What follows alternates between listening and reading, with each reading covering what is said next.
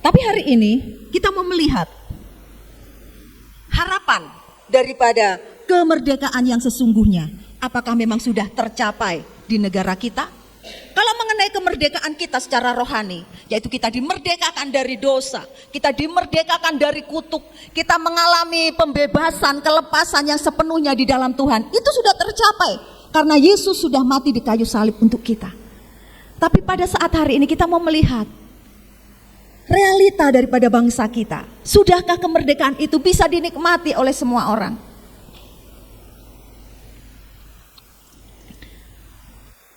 Kalau kita melihat sekeliling kita ya Bapak Ibu, walaupun Indonesia sudah 80 tahun merdeka, dan yang memperjuangkan kemerdekaan Indonesia itu bukan hanya salah satu suku, bukan hanya salah satu agama, bukan hanya salah satu ras atau salah satu bahasa yang ada di Indonesia, tapi bangsa Indonesia dari Sabang sampai Merauke bersatu untuk memperjuangkan Indonesia. Tapi kenyataannya saat hari ini banyak peristiwa-peristiwa tentang intoleran yang kita dengar, yang kita saksikan, baik itu melalui YouTube maupun melalui televisi. Gereja-gereja susah untuk berdiri. Jadi kita melihat juga bahkan orang atau tempat di mana kita tempati saat hari ini Parapat, ya apakah itu sesuatu yang perlu kita syukuri karena kita ditempatkan di Parapat? Ya memang kita harus bersyukur. Kita aman masih. Tapi faktanya, apakah di Parapat ini benar-benar kemerdekaan sudah bisa dirasakan? Apakah sudah benar-benar dinikmati oleh setiap orang-orang yang tinggal di Parapat ini? Nah, kita mau melihat di sini Bapak Ibu, apa yang Tuhan mau bagi kita, umat-umat Tuhan yang ada di Indonesia ini, yang ada di daerah ini. Kita membuka di dalam Yeremia pasal yang ke-29.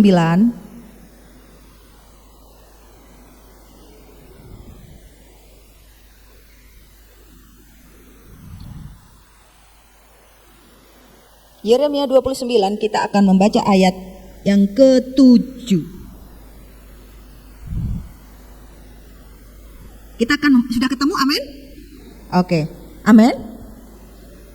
Kita akan membaca bersama-sama. Oh, ada di sini ditulis. Kita akan membaca bersama-sama. 1, 2, 3. Usahakanlah kesejahteraan kota kemana kamu aku buang. Dan berdoalah untuk kota itu kepada Tuhan, sebab kesejahteraannya adalah kesejahteraanmu.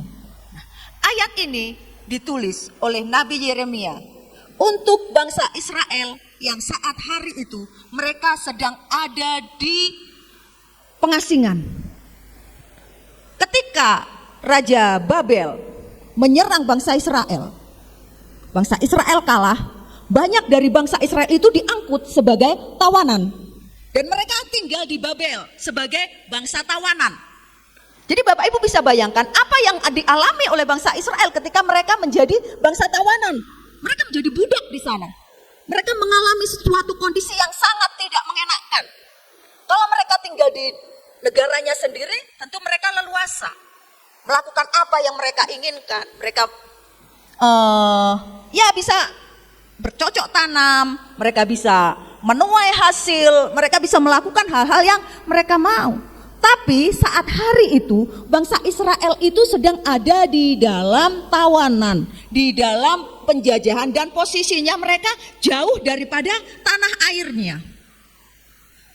Tapi di sini Tuhan mengutus Nabi Yeremia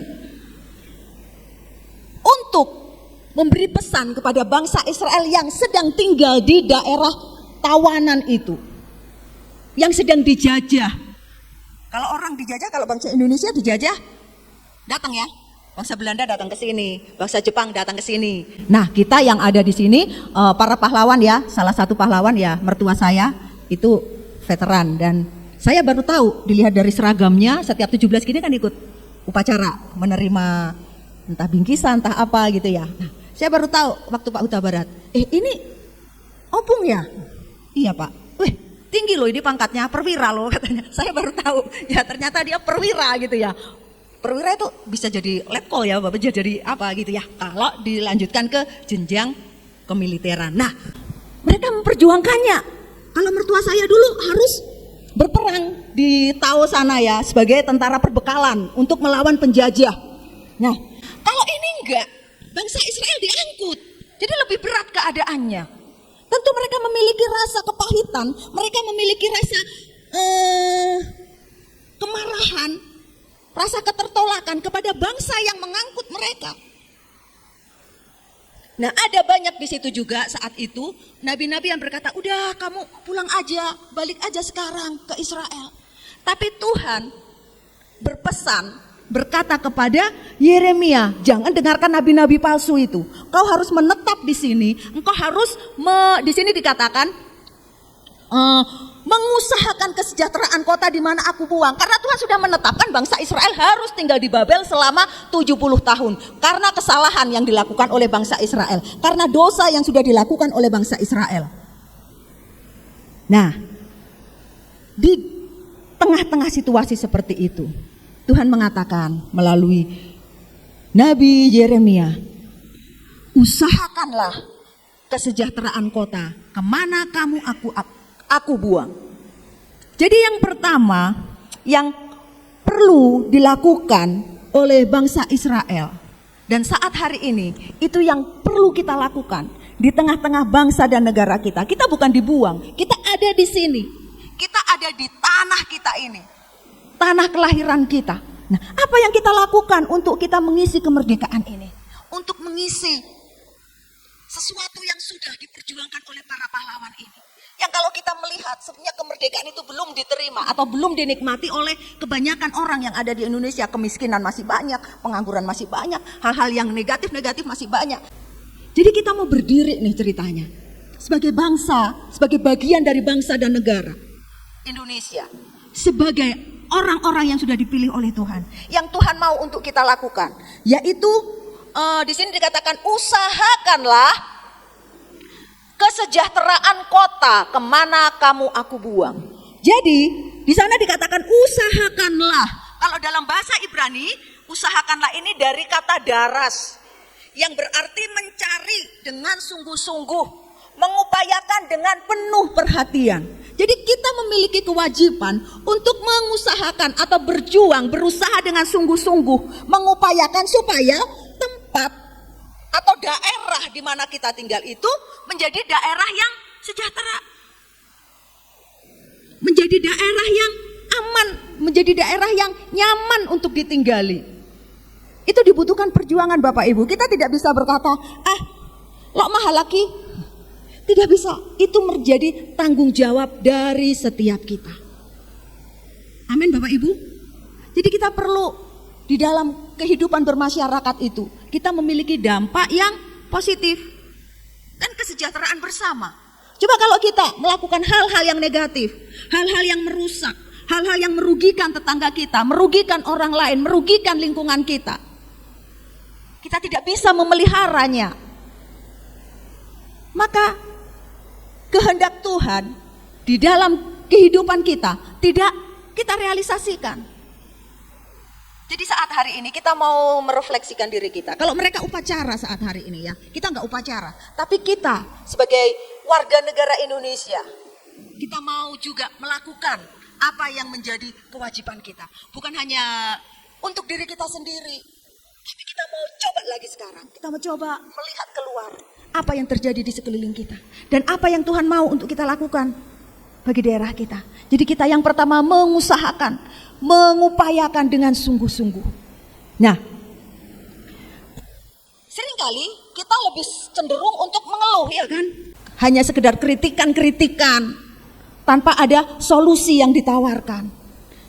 Kita anak-anak Tuhan, dimanapun posisi kita, mungkin Bapak Ibu bekerja di pemerintahan, atau kita sebagai rakyat biasa yang bekerja di daerah wisata ya, perdagangan gitu ya, jualan, atau kita ada di pendidikan, atau dimanapun situasi posisi kita.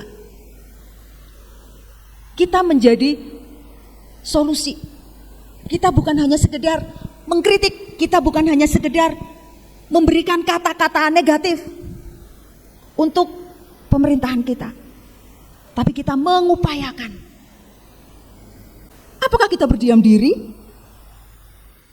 Apa yang perlu kita lakukan? Bergeraklah. Jangan menunggu keadaan stabil, jangan menunggu keadaan baik-baik saja. Keadaan kita nggak baik-baik saja, Bapak Ibu. Perlu kita berdiri, perlu kita melakukan sesuatu. Apa yang bisa kita lakukan? Bertanya sama Tuhan, Tuhan apa ya? Apa? Kok jadi ke situ? Oke, yang kedua. Apa yang perlu kita lakukan? Berdoalah, ya kan? Berdoakanlah kesejahteraan kotamu. Jadi yang kedua yang kita lakukan, kita berdoa. Ini sesuatu yang harus melampaui, yang harus mengalahkan ego kita. Bangsa Israel saat itu memiliki kebencian, memiliki kemarahan, memiliki rasa ketidakpuasan. Karena mereka posisinya ada di dalam ketertindasan. Jadi mereka tidak puas dengan keadaannya. Bangsa Babel itu musuhnya. Masa aku harus mendoakan bangsa Babel? Masa aku harus mendoakan raja yang di Babel? Masa aku harus mendoakan aparat-aparatnya orang Babel? Itu yang dipikirkan oleh bangsa Israel. Gak mungkin. Aku membenci mereka.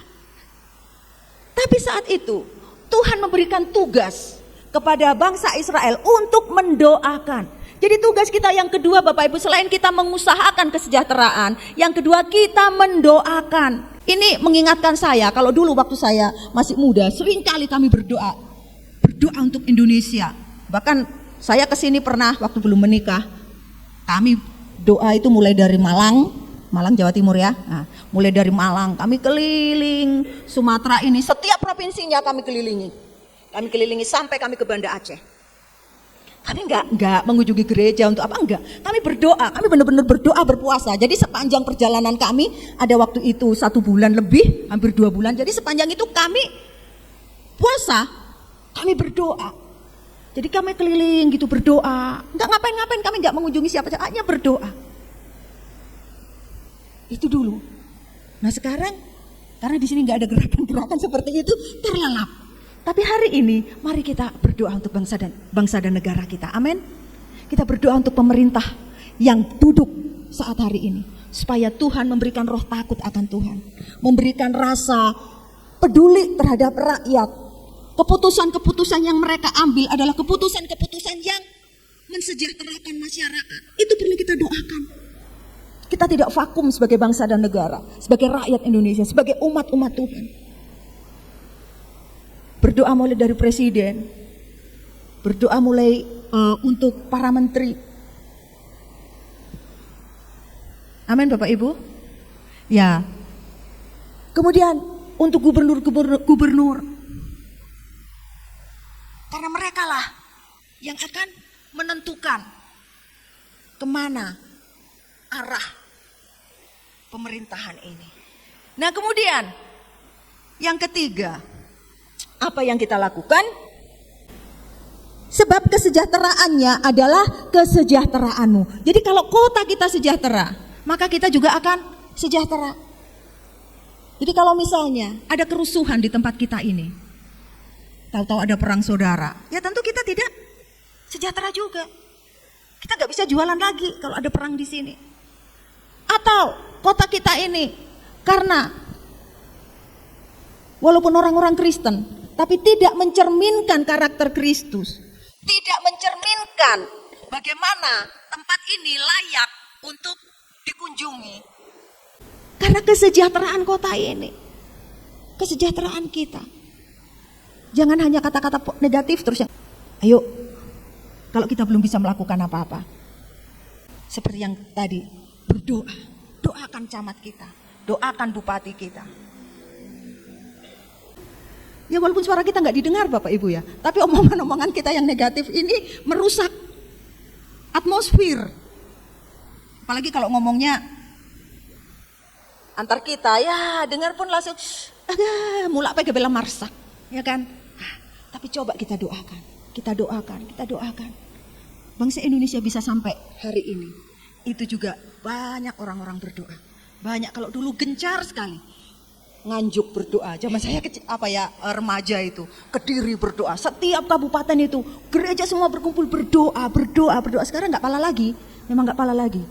Nah, makanya ini Indonesia ada, masih tetap seperti ini. Ini juga karena doa anak-anak Tuhan. Doa daripada orang-orang yang terbeban bagi kesejahteraan Indonesia ini. Dan ini biarlah juga menjadi beban bagi kita semuanya. Amin Bapak Ibu. Amin. Nah, hari ini karena kita sedang mengisi kemerdekaan, maka inilah yang kita lakukan. Kita percaya kalau dalam kehidupan kita sehari-hari kita memiliki Tuhan. Tuhan yang hidup, Tuhan yang terus memeliharakan hidup kita. Tapi hari ini kita bukan hanya sekedar mengingat keadaan kita mencoba mengingat bangsa dan negara kita. Di tanggal 17 Agustus ini kita mau berdoa bagi bangsa dan negara kita. Pemain musik,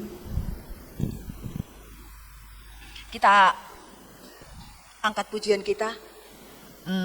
Bapak Ibu tahu nggak lagu itu ya? Kami umatmu